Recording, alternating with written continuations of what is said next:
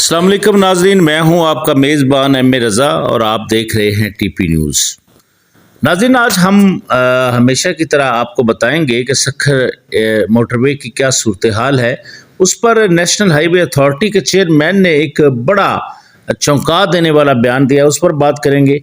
उसके अलावा हम आपको बताएंगे कि डिप्टी कमिश्नर नुशैरो फिरोज़ किस तरह और कहाँ फरार हुए।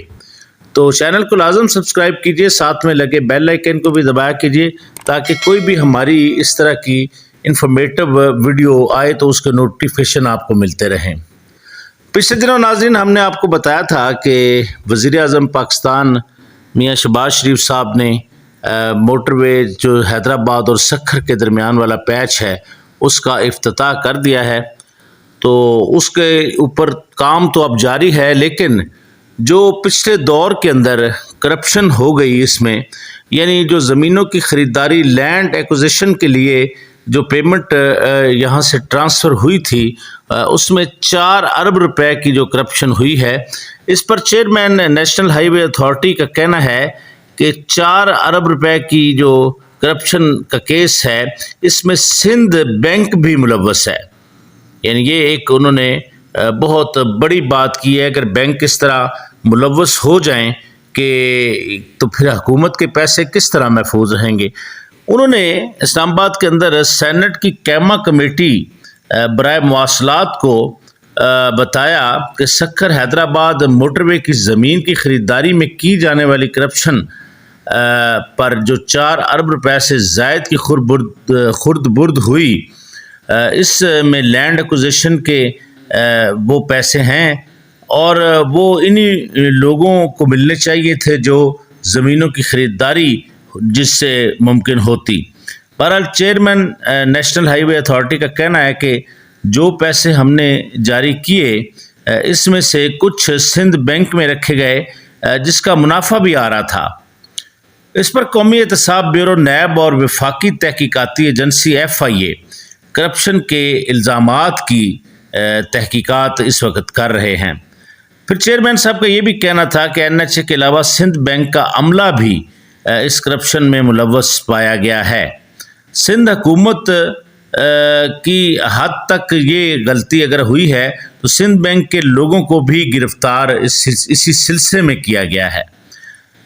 चेयरमैन नेशनल हाईवे अथॉरिटी ने बताया कि कुछ मुल्ज़मान के जो नाम हैं वो एग्ज़िट कंट्रोल लिस्ट यानी ECL में भी डलवा दिए हैं और खुर्द-बुर्द की जो रकम है जो यानी जो ये 4 अरब रुपए की जो रकम है इसमें से कुछ पैसों की रिकवरी भी हुई है।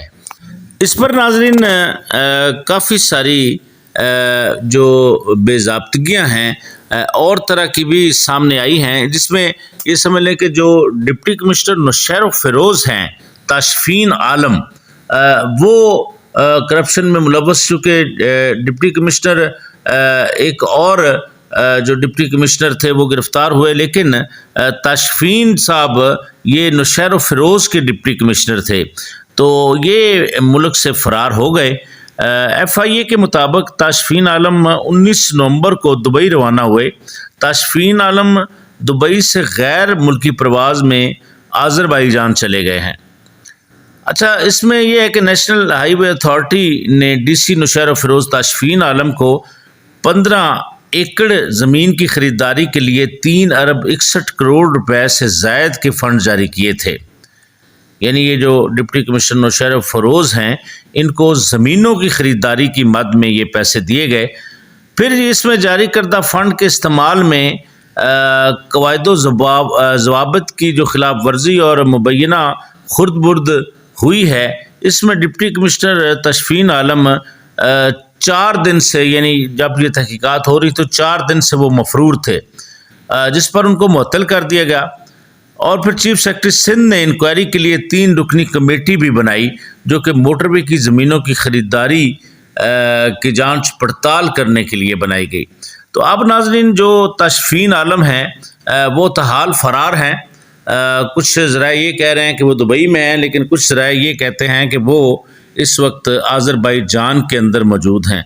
तो تو یہ ناظرین ایک بدقسمتی ہے کہ کوئی بھی جب اس طرح کا میگا پروجیکٹ شروع ہوتا ہے تو اس میں اس طرح کے جو کرپٹ مافیا ہیں وہ بھی اپنے پھن پھیلائے سامنے آ جاتے ہیں اور ملکی خزانے کو نہ صرف نقصان دیتے ہیں بلکہ ملک کی بدنامی کا باعث بھی بنتے ہیں، اور اس طرح کے میگا پروجیکٹ جو پیورلی عوامی مفاد کے لیے بنائے جاتے ہیں وہ بھی رک جاتے ہیں۔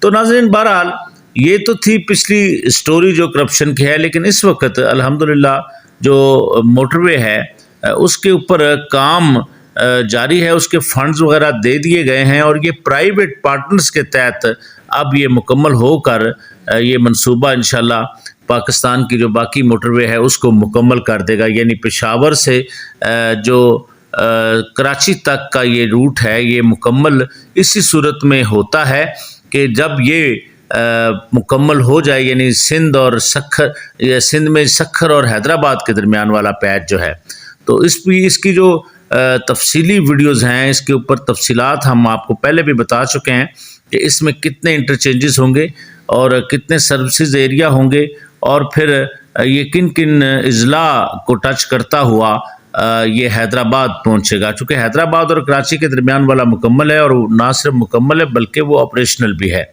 تو ناظرین آج کے لیے بس اتنا ہی، یہ خبر ہمارے پاس آئی تھی کیونکہ قائمہ کمیٹی نے نیشنل ہائی وے کے چیئرمین کو بلایا اور ان سے تمام تفصیلات جانی، جس پر انہوں نے سندھ بینک کو ملوث پایا۔ نوشہر و فروز کے ڈپٹی کمشنر تاشفین عالم اس وقت ملک سے فرار ہیں۔ میری نئی اور اگلی ویڈیو کے آنے تک کے لیے اپنے میزبان ایم اے رضا کو اجازت دیجیے۔ اللہ حافظ۔